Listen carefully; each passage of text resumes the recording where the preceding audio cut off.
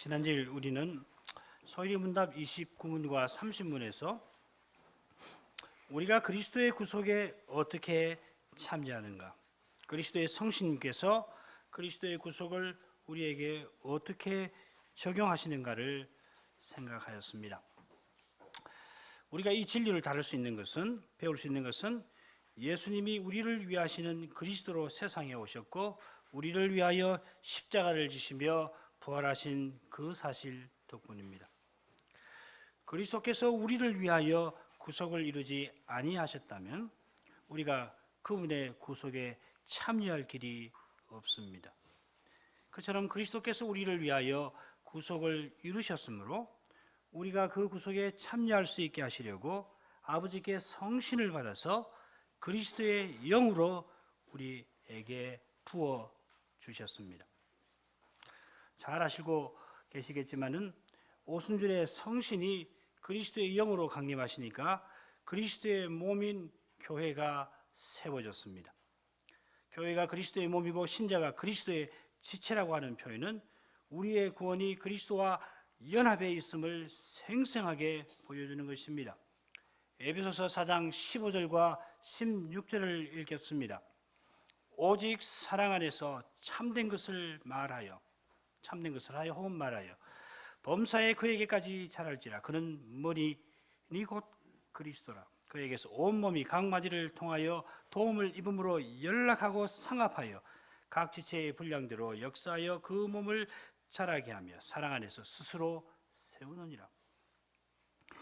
에베소서 2장 15절 16절에서 우리가 배운 것 같이 우리의 구원은 그리스도께서 자기 안에서 하나의 새로운 사람을 만드시는 것입니다. 사실은 굉장히 충격적인 표현입니다. 구원하면 내 개인이 어떻게 된다 이렇게 생각이 쉬운데 에베소서 2장에서 바울 사도는 그리스도께서 자기 안에서 하나의 새로운 사람을 만드신다 이렇게 표현합니다. 그런데 놀랍게도 그리스도께서 우리의 머리가 되시고 우리가 그분의 몸이 됩니다. 주님이 새로운 사람을 만드시는데, 모든 신자로 하나의 새로운 사람을 만드시는데 꼭 주님이 우리의 머리가 되셔야 하는 것은 아니잖아요. 성경의 교훈을 떠나서 사변을 펼치는 것이 유익하지 않은 까닭에 그러면 다른 방식이 뭐 있습니까? 설명할 필요도 없고 그것까지 생각할 필요는 없겠습니다만은 주님이 우리의 머리 되시는 이 일은 실로 놀라운 일이 아닐 수가 없는 것입니다. 이보다 주님이 우리와 가까운 분이 되시는 방법이 있을까?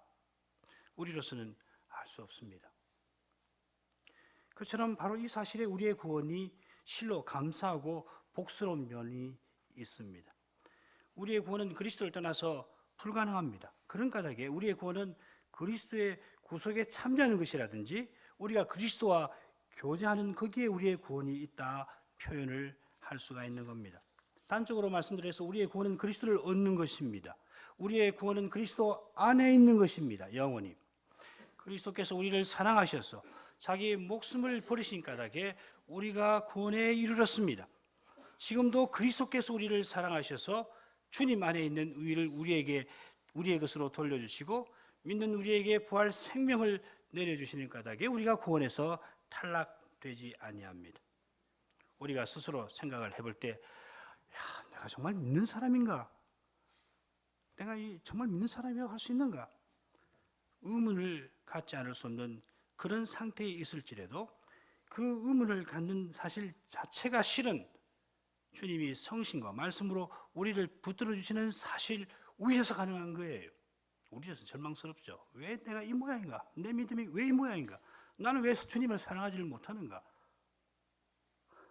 그런데 자세히 들어보면 주님이 사랑하시고 우리 믿음을 붙들어 주시는 사실이 있으니까 그것도 가능한 거예요.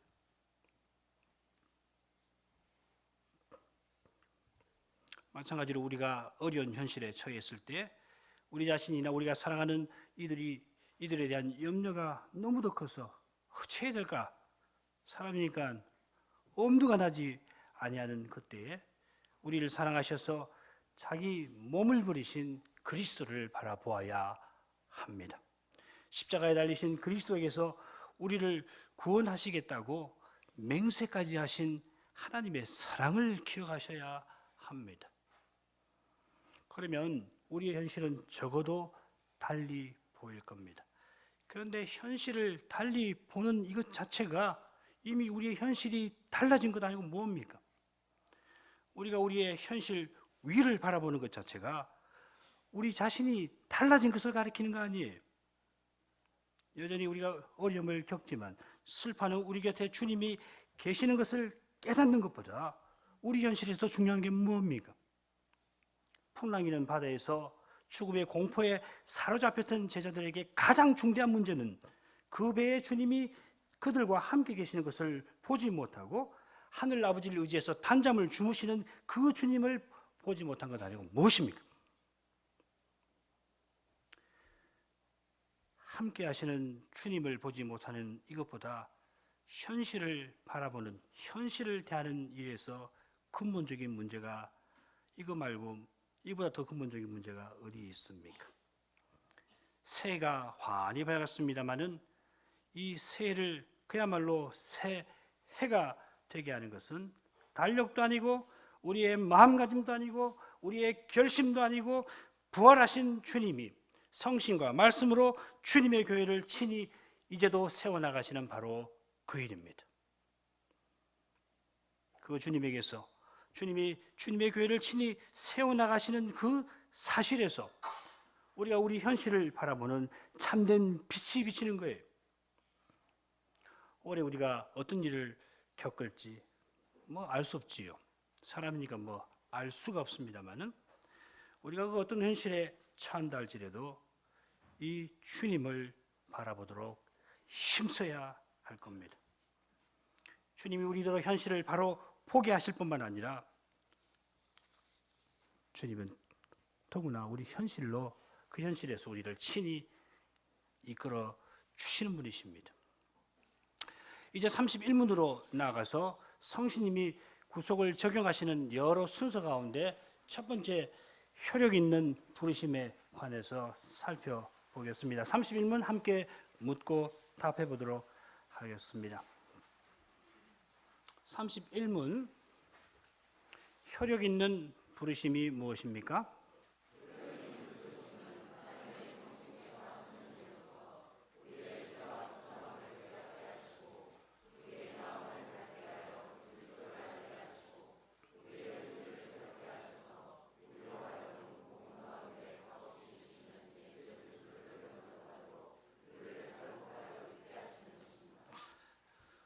자, 이 문답은 소위 구원의 서정에 속하는 겁니다. 구원의 서정이란 우리가 구원 얻는 순서라고 생각하시면 좋겠습니다. 바울 사도도 이런 구원의 순서가 있다는 것을 언급한 바가 있습니다. 로마서 8장 30절 잘 알고 계시는 말씀입니다. 또 미리 정하신 그들을 또한 부르시고 부르신 그들을 또한 의롭다 하시고 의롭다 하신 그들을 또한 영화롭게 하셨느니라. 하나님이 영원한 가운데서 예정하시고 예정하신 사람을 시간 속에서 불러내시고 부르신 사람을 의롭다 하시고 의롭다 하신 사람을 영화롭게 하십니다. 예정에서 출발하는 거죠. 부르심, 칭의, 그 다음에 성화.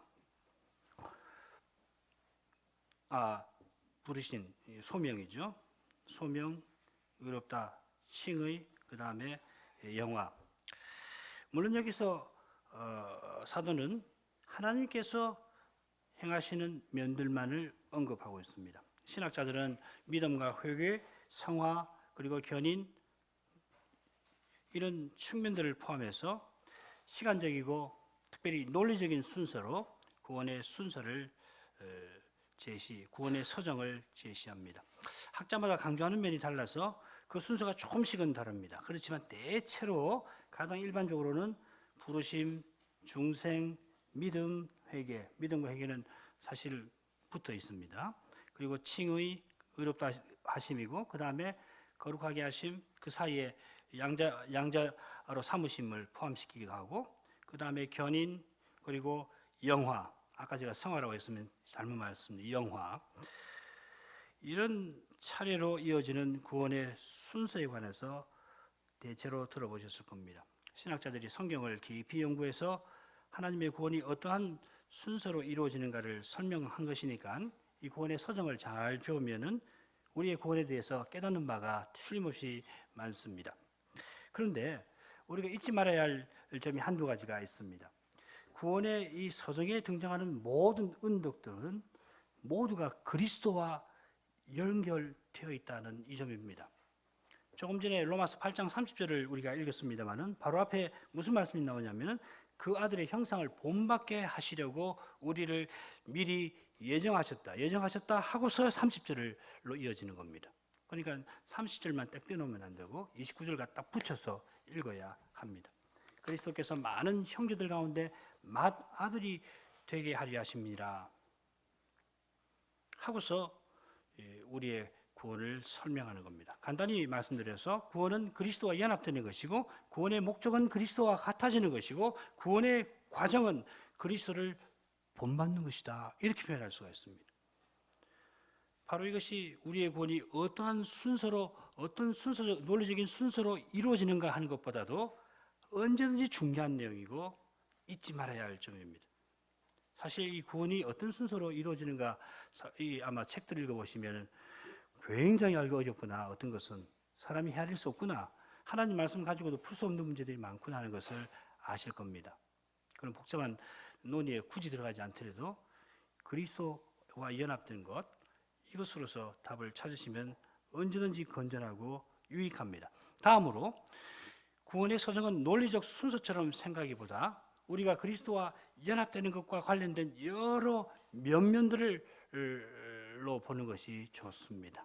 이런 관점에서 보자면 부르심은 우리를 그리스도와 연합되게 하는 것이고 믿음은 우리가 그리스도와 연합되는 수단이고 의롭다 하심과 거룩하게 하심은 그리스도와 연합되는 데서 우리가 얻는 유익이고 양대는도 마찬가지입니다. 영광은 우리가 그리스도와 연합되는 목표입니다.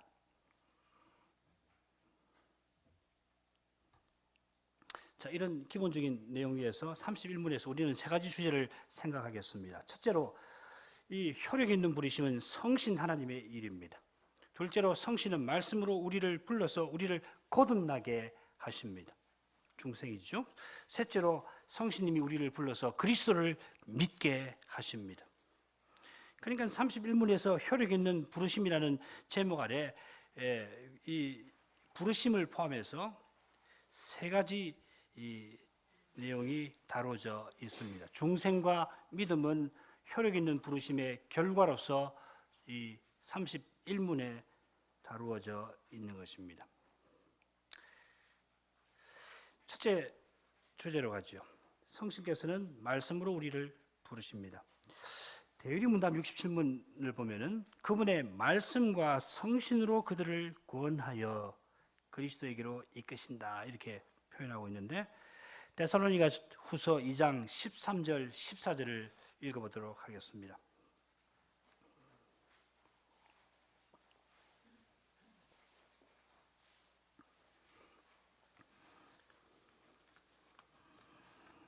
주의 사랑하시는 형제들아, 우리가 항상 너희를 위하여 마땅히 하나님께 감사할 것은 하나님이 처음부터 너희를 택하사 성신의 거룩하게 하심과 진리를 믿음으로 구원을 얻게 하심이니 이를 위하여 우리 복음으로 너희를 부르사 우리 주 예수 그리스도의 영광을 얻게 하려 하심이니라. 바울 사도는 주의 사랑하시는 형제들아 부르면서 데살로니가의 신자들을 하나님이 먼저 사랑하셔서 그들을 택하신 것을 말합니다. 그들을 사랑하시고 선택하신 것은 같은 건데 성신의 거룩하게 하심과 진리를 믿음으로 구원 얻게 하시는 겁니다.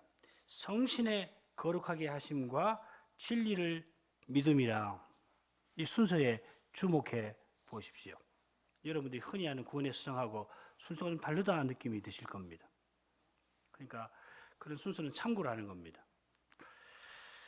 데살로니가 교인들이 진리를 믿는 일이 먼저 성신의 거룩하게 하시는 일로 말미암아 이루어진 것을 보여줍니다. 그러면 여기서 거룩하게 하심이라는 것은 여러분들이 일반적으로 생각하는 성화와는 조금 다르다라고 하는 것을 아실 수가 있을 겁니다. 이건 복잡한 문제니까 넘어가겠습니다.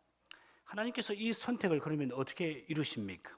그 해답이 우리 복음으로 너희를 부르사.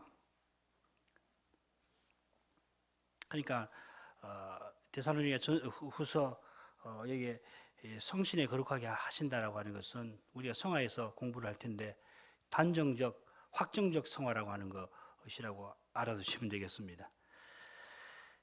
하나님이 선택을 어떻게 이루시냐면 복음으로 불러서 이루십니다. 복음으로 부르시는 이것이 선택을 이루시는 통상적인 방법입니다. 하나님은 지극히 거룩하셔서 그분의 생각은 우리의 생각을 초월하십니다. 우리는 그 생각을 결코 다 헤아릴 수가 없습니다. 하나님의 생각을 조금이라도 정당하게 헤아릴 수 있는 그 길은 오직 하나님의 말씀 안에서 그분의 뜻을 깨달음으로 가능합니다. 게다가 하나님은 복음으로 자기 백성을 부르실 뜻을 분명히 밝히셨습니다. 우리 고백서에 언급된 다른 증거 구절에서도 이 점은 분명히 드러납니다. 디모데후서 1장 9절을 읽어보겠습니다.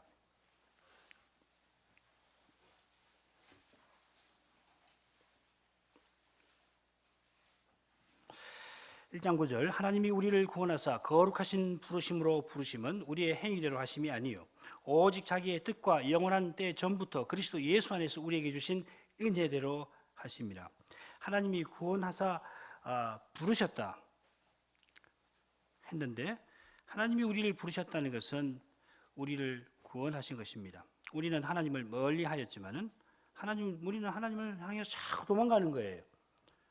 우리가 하나님을 찾는다고 자꾸 생각하는데 실은 자꾸 도망가는 우리를 하나님이 찾으시는 거예요.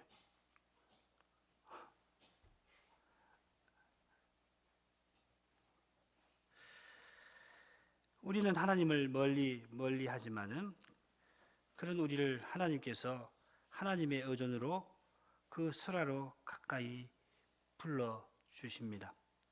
이는 하나님께서 우리의 행위대로가 아니라 자기 뜻과 우리에게 주신 은혜대로 하신 것입니다. 영원 전 한때 전부터 하나님께서 원하셨고 또 은혜 주셔서 우리가 하나님 가까이 나올 수 있었습니다. 그런데 이 일을 어떻게 이루셨는가? 8절과 10절 이하를 보면 잘 나오는데 10절 11절 읽어보겠습니다.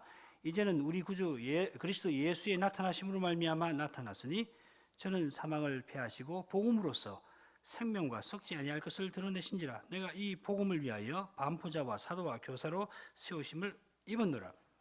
사도를 비롯해서 말씀의 종들이 주신 말씀을 순수하게 전파할 때에 성신께서 그 말씀을 쓰심으로 그리스도를 믿는 믿음을 일으켜 주시고 그 믿음으로 하나님을 가까이 할 수 있게 하시는 겁니다. 이런 진리 위해서 우리가 말씀이 전파되는 예배의 자리에 있다 하는 사실 자체가 하나님의 큰 은혜임을 배울 수가 있습니다. 우리가 교회로서 예배하는 이 사실 자체가 하나님께서 우리를 부르신 실증입니다. 자기 속을 자꾸 들여다보려고 하시면 안 됩니다. 내가 예수 믿을 때 어떤 체험을 할 수도 있고 안 할 수 있는데 매우 인상적인 체험을 할 수 있는데 그거 자꾸 기억하고 그거 찾으려고 하시면은 나중에는 참 어려움을 겪습니다.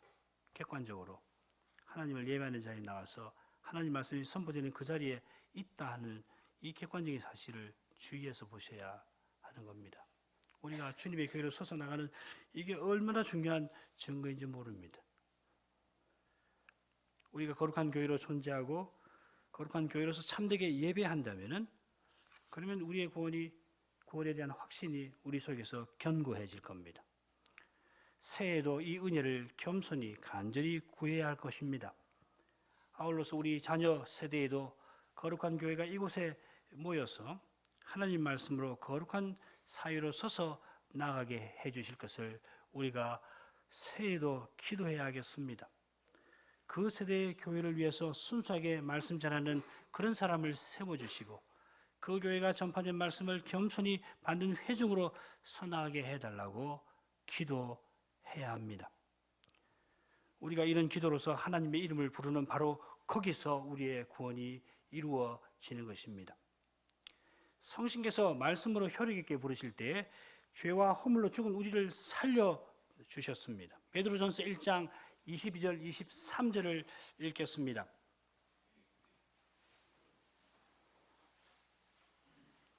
너희가 진리를 순종함으로 너희 영혼을 깨끗하게 하여 거짓이 없이 형제를 사랑하기에 이르렀으니 마음으로 뜨겁게 피차 사랑하라. 너희가 거듭난 것이 썩어질 씨로 된 것이 아니요 썩지 아니할 씨로 된 것이니 하나님의 살아있고 항상 있는 말씀으로 되었느니라. 베드로 사도는 너희가 거듭난 것이 말씀으로 되었다 합니다. 야고보 선생도 똑같이 교훈합니다. 1장 18절인데 야고보 결국 중생이란 성신이 말씀으로 부르실 때에 그 말씀을 깨닫게 하심으로 우리 안에 그리스도의 부활 생명이 임하게 하시는 겁니다. 그래서 22절에 베드로 사도는 마음으로 뜨겁게 피차 사랑하라 명령을 할 수가 있는 것입니다. 거듭났으니까 주님으로부터 믿음으로 생명을 받아서 형제를 뜨겁게 사랑하라. 물론 태아나 정신적 장애 우도 성신님께서 거듭나게 하실 겁니다. 우리는 마리아의 문안 소리에 그리스도로 말미암아 기뻐 뛰어놀았던 세례 요한의 경우를 잘 알고 있습니다. 세례 요한의 기쁨은 틀림없이 영원한 생명의 발현입니다. 그리스도 부활 이전이지만 하나님은 오실 메시아를 통하여 요한만 아니라 수많은 구약 백성이 이 영원한 생명을 얻게 하셨습니다. 하나님의 거룩하신 능력은 사람의 그 어떤 장애에도 구원을 주실 수 있습니다. 그런데 이런 특수한 경우들에 관하여 우리는 하나님의 거룩하신 능력과 그 사랑을 말하는 데서 멈추는 것이 좋지 하나님의 말씀에 근거 없이 사변을 펼치지 않도록 주의해야 합니다. 예를 들면 말씀 없이도 하나님은 거듭나게 하실 수 있다. 그건 잘 모릅니다. 그런지 안 그런지 모릅니다. 성신님이 하시려면 하시지만은 그 성경 어디에도 말씀 없이 거듭나게 하신다. 그거 알 수 없습니다. 그런 거 우리가 말할 필요가 없습니다. 게다가 태아나 정신적 장애우에게 하나님 말씀이 어떻게 작용하는지 어떻게 할 거예요, 사람이? 어떻게 합니까? 모르는 거예요. 그렇지만은 우리는 아이를 임신했을 때 아이에게 성경을 읽어줄 필요가 틀림없이 있을 겁니다. 정신적인 장애우가 있을 수 있는데 그분들에게도 말씀을 전하는 거예요. 모르는 일에 대해서는 침묵하는 것이 지혜입니다. 성신께서 말씀으로 효력 있게 부르실 때 우리를 거듭나게 하시는데 그 사실에 관하여 우리 고백서는 뭐라고 표현하냐면 우리의 죄와 비참함을 깨닫게 하시고 우리의 마음을 밝게 하여 그리스도를 알게 하시고 우리의 의지를 새롭게 하신다 표현합니다. 죄와 허물로 죽어서 육체의 욕심대로 행하던 우리가 죄의 종로로 타면서 사망을 향하여 스스로 치닫던 우리가 우리의 죄와 비참함을 깨닫는다. 얼마나 놀라운 일입니까? 이걸 경천 동지라고 할 수가 있을 겁니다. 하나님과 이웃을 미워하던 그것을 당연하게 생각하던 우리가 이제 하나님을 전부로 알고 형제를 위해서 목숨 버리는 것을 마땅하게 여기고 심지어는 우리의 원수를 위하여도 기도하는 심정을 품는 이 일은 거듭남 없이는 설명할 수가 없는 일입니다. 새롭게 나는 것입니다. 그처럼 성신님이 우리의 마음을 밝히시지 않으면 우리가 스스로 그리스도를 어떻게 알겠습니까? 고린도후서 4장 6절입니다. 어두운 데서 빛이 비추리라 하시는 하나님이 그 하나님께서 예수 그리스도의 얼굴에 있는 하나님의 영광을 아는 빛을 우리 마음에 비추셨느니라. 그 시온의 흑암 가운데서 하나님께서 빛이 있으라 하니까 빛이 있었는데 그렇게 빛을 창조하신 그 하나님이 죄로 말미암아 어둡던 우리 마음에 그리스도와 하나님을 아는 빛을 비추어서 그래서 우리가 하나님을 알고 그리스도를 믿게 되었습니다. 바꿔 말씀드리면 그리스도를 아는 일은 전적으로 하나님 은혜, 하나님의 재창조에 속합니다. 우리가 어머니에게서 나는 것이 우리 의지와 상관없이 이루어지듯이 우리가 거듭나는 것도 하나님이 우리를 새로 지으시는 거예요. 우리는 전적으로 수동적입니다. 받는 겁니다. 은혜를 받는 겁니다. 마찬가지로 우리의 의지가 새롭게 하심을 입지 아니하고서 어떻게 하나님을 사랑하고 그 뜻에 순종할 마음을 품을 수 있습니까? 에스겔의 말씀을 인용하는 것으로 족할 겁니다. 또 새 영을 너희 속에 두고 새 마음을 너희에게 주되 너희 육신에서 굳은 마음을 제하고 부드러운 마음을 줄 것이며 또 내 신을 너희 속에 두어 너희로 내 율례를 행하게 하니 너희가 내 규례를 지켜 행할지니라. 하나님 우리에게 새로운 마음을 주시니까 우리가 하나님의 법을 순종할 수 있게 되었습니다. 성신으로 이 일을 행하시는 것입니다. 우리가 33원에서 효력 있는 부르심을 받은 사람이 받는 유익 가운데 양자로 사무심에 관해서 살피게 될 것입니다만은 아마 다음 시간 일 것 같은데 그와 아울러서 이 거듭남은 하나님이 우리를 낳으신 것을 가리킨다는 사실을 꼭 기억하시기를 바랍니다. 이거 논리적인 순서로 자꾸 설명하면 이게 어렵습니다. 우리 구원의 여러 면으로 보셔야지 양자로 사무심하고 이 거듭남이 함께 있다는 거, 우리의 구원의 이면 전면이라고 하는 것을 그리고 서로 겹친다는 것을 늘 인식하실 필요가 있습니다. 야고보 선생은 말씀에 의한 중생을 교훈하면서 하나님이 우리를 낳으셨다 합니다. 야고보 1장 18절 그가 그 조물 중에 우리로 한 첫 열매가 되게 하시려고 자기 뜻을 좇아 진리의 말씀으로 우리를 낳으셨느니라. 요한 사도도 같은 교훈을 베풉니다. 영접하는 자 곧 그 이름을 믿는 자들에게는 하나님의 자녀 되는 권세를 주셨으니 이는 혈통으로나 육정으로나 사람의 뜻으로 나지 아니하고 오직 하나님께로서 난 자들이니라. 하나님 자녀입니다. 바울 사도는 우리가 하나님의 아들로 입양되었다고 하는데 요한은 하나님 우리를 낳으셨다 합니다. 하나님이 말씀으로 우리를 낳으셔서 우리가 하나님의 자녀 된 이 사실이 뭘 의미합니까? 주님이 산상보원에서 교훈하신 것처럼 하늘에 계시는 하나님을 우리의 아버지라고 부른다면 우리는 그분의 온전하심을 본받아 우리의 원수를 사랑해야 합니다. 마찬가지로 요한 1서에서 사도는 우리가 하나님께로서 난 자들이므로 하나님을 사랑하고 함께 난 형제들을 사랑해야 한다 교훈합니다. 이는 우리를 거듭나게 하시려고 우리에게 주신 그 새 생명이 바로 그리스도 안에 있는 생명인 사실과 관련될 것입니다. 우리가 그리스도 안에서 참으로 사랑할 수 있습니다. 우리 스스로는 참된 사랑을 내놓을 수 없습니다. 이 사랑이 우리에게, 이 참된 사랑이 우리에게 나오는 그때에 우리는 참된 의미에서 새로움을 맛볼 수가 있을 것입니다. 이 새로움이 이 헤아릴 세상에서 유일한 의미, 참된 만족과 기쁨이 될 것입니다. 우리 고백서는 효력 있는 부르심의 결과로 믿음을 겸해서 다룹니다. 대유리 문답은 믿음을 칭의와 관련해서 의롭다 하심과 관련해서 독자적으로 그 면문에서 다루는데 소유리 문답에서는 이 부르심 안에서 믿음을 특별히 다룹니다. 우리로 하여금 복음 가운데 값없이 주시는 예수 그리스도를 영접하도록 우리를 설복하여 믿게 하시는 것입니다. 믿음이 효력 있는 부르심의 결과라고 하는 말은 우리가 스스로 다시 태어날 수 없듯이 우리 믿음도 성신이 우리에게 주시는 은혜라 하는 뜻입니다. 우리 주님은 아버지께서 이끌지 아니하시면 아무도 내게 올 수 없다 하셨습니다. 요한복음 6장 44절을 읽어보겠습니다.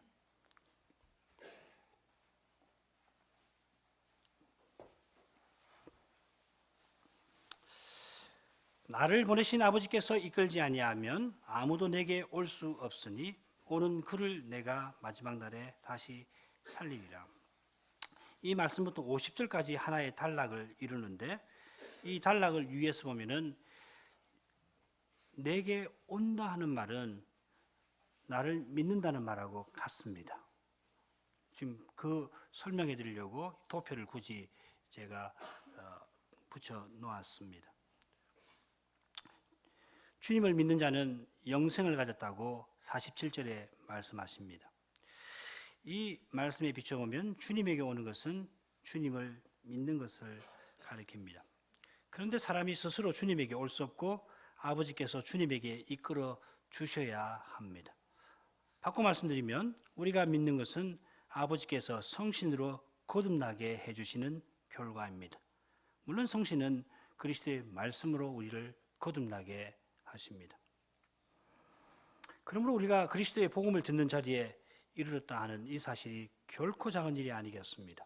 복음 강설이 전파되는 이 예배는 하나님이 주님의 교회에 임재해 주시는 사실 위에 있고 주님이 성신과 말씀으로 우리를 다스려 주시는 까닭에 가능하고 성신이 그 말씀을 쓰셔서 우리를 감화하고 이끌어 주시는 사실로 이루어집니다.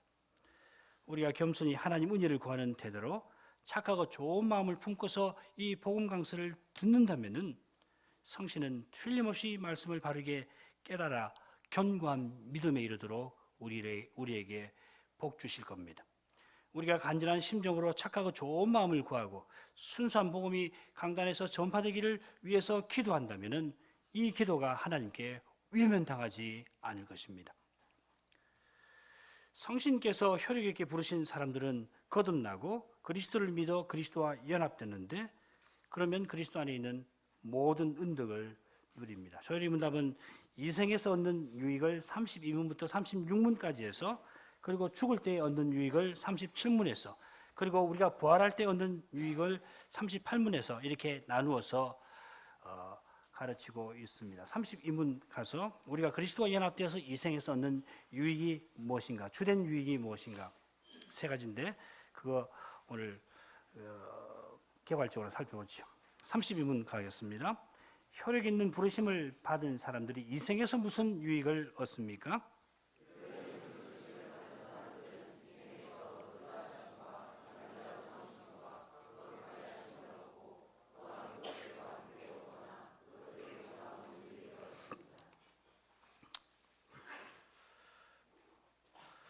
우리가 이 생에서 얻는 주된 유익이 셋으로 언급이 되어 있고 이 세 유익과 함께 오든지 아니면 이 유익들에서 따라 나오는 유익들이 또 있습니다.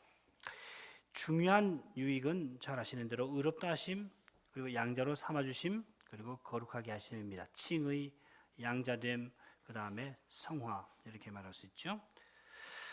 우리가 33문 이하에서 각 항목들을 구체적으로 살피게 될 것이므로 32문에서는 일반적인 주제를 다루는 것이 좋을 듯합니다.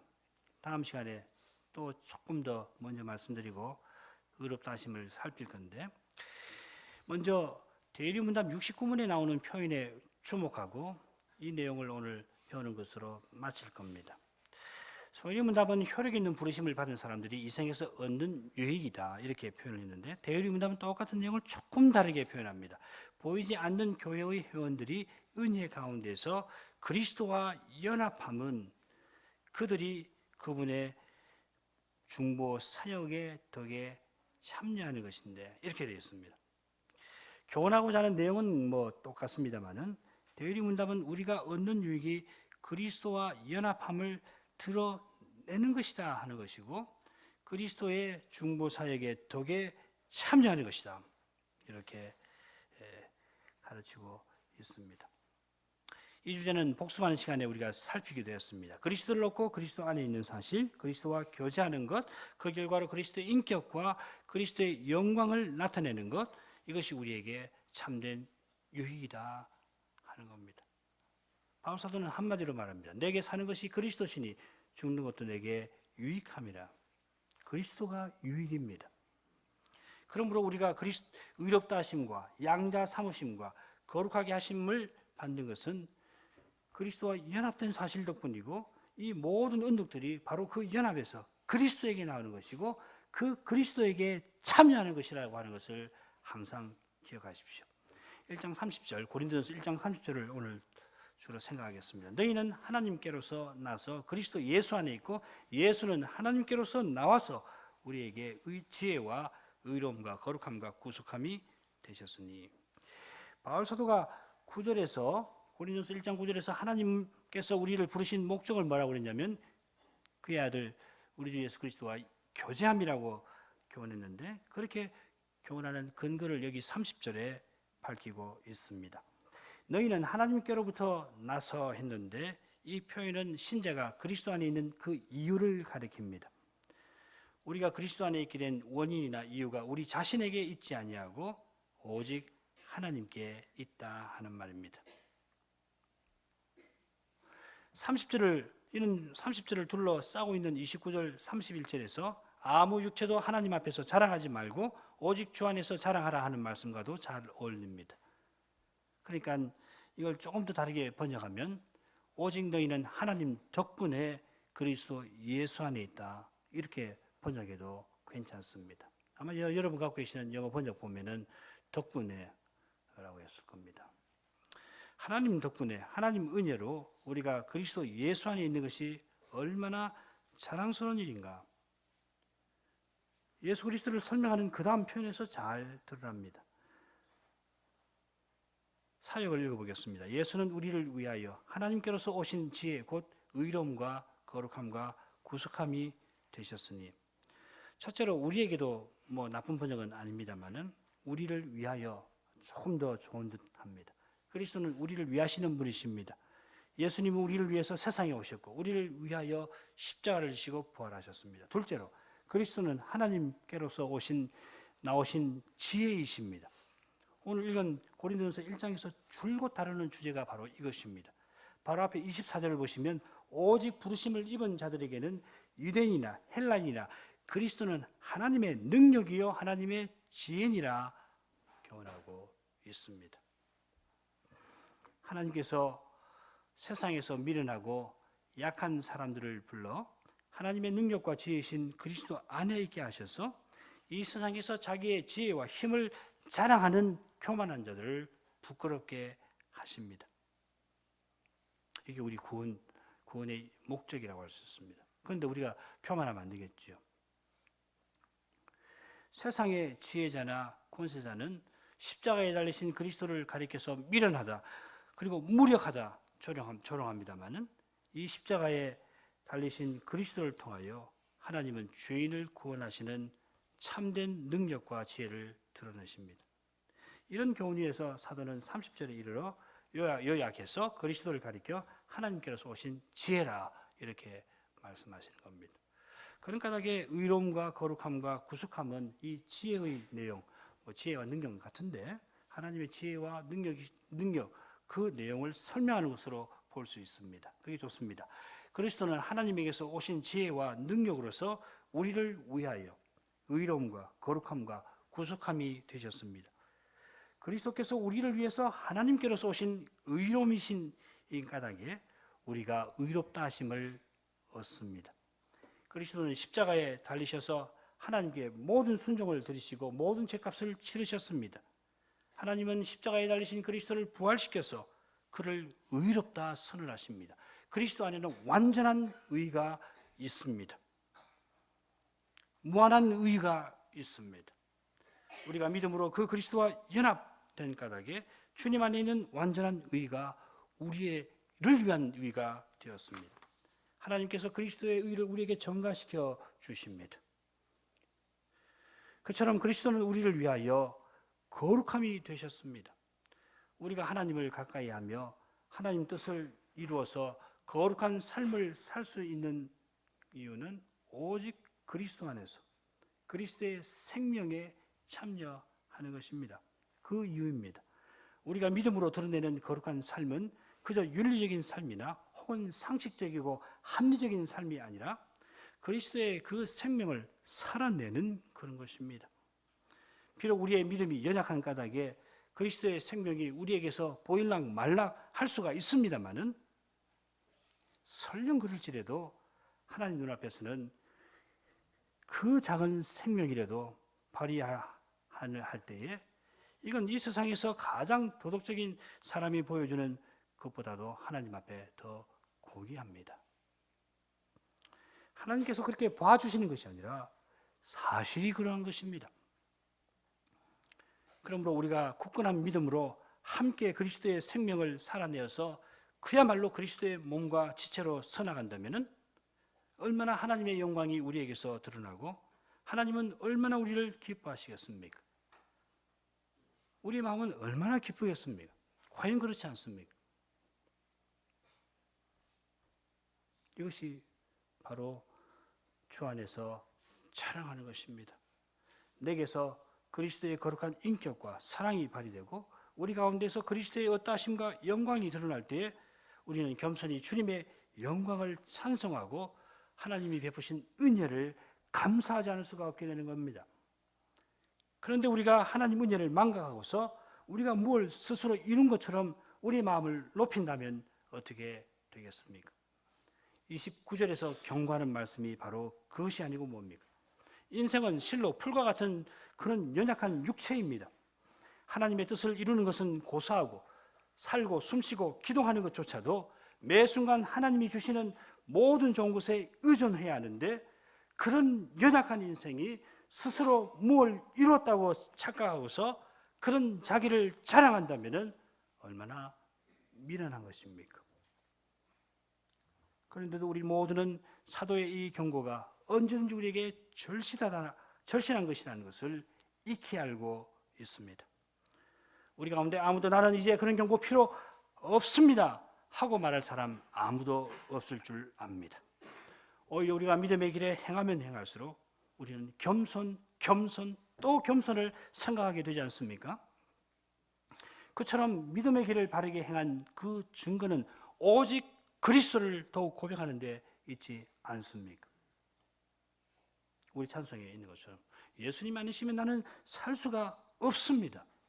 이와 같은 마음으로 이렇게 고백하는 것이 우리 마음에서 생성할 때 우리는 믿음의 길에서 벗어나지 않게 될 것입니다.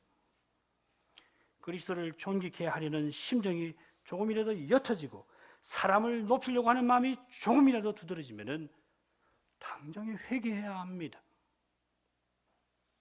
마지막으로 하나님의 지혜와 능력이신 그리스도는 우리에게 구속함이 되셨습니다. 그리스도께서 하나님께로서 나신 지혜요 능력이신 까닭에 우리가 하나님의 소유가 되었습니다.